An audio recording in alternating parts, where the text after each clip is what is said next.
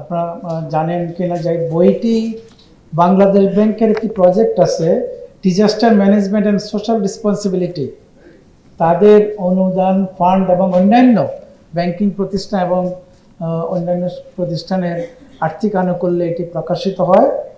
এটি প্রকাশ করেন আমাদের শিক্ষা বিচিত্রা নামে একটি প্রজেক্ট আছে, তাদের আন্ডারে প্রজেক্ট ডিরেক্টর জনাব আব্দুর রহমান এটি প্রকাশক হিসেবে এখানে আছেন। আমরা এবারকার বিশেষত্বটা আমি একটু স্পেশালি বলতে চাই, এত পূর্ণাঙ্গ ভাবে আমরা এই অনুষ্ঠান এবং এই বইটির কলেবর এর আগে পাইনি। প্রত্যেকেই যারা কনসার্ন সবাই একটি মেসেজ দিয়েছেন, আপনারা বইটি পাইলে খুললে বুঝতে পারবেন। এবং এখানে মোটামুটিভাবে যাদেরকে আজকে আমন্ত্রণ জানানো হয়েছে কষ্ট করে সবাই এখানে উপস্থিত হয়েছেন। এখানে অর্থ সচিব আছেন, এখানে ফাইন্যান্সিয়াল ইনস্টিটিউশন ব্যাংকিং এফআইডির সচিব আছেন। আমরা অবশ্যই এই অনুষ্ঠানকে খুবই আমাদের জন্য তাৎপর্যপূর্ণ মনে করি।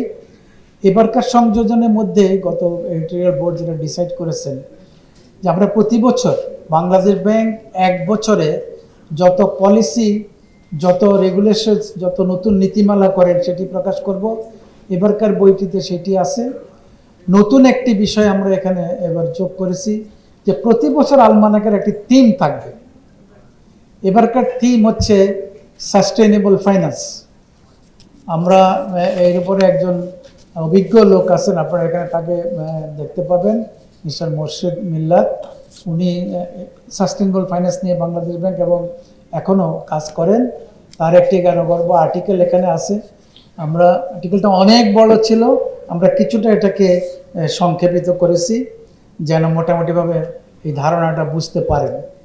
আর যে সমস্ত সংস্কার ব্যাংকিং সেক্টরে আসছে সেগুলো সন্নিবেশিত হয়েছে।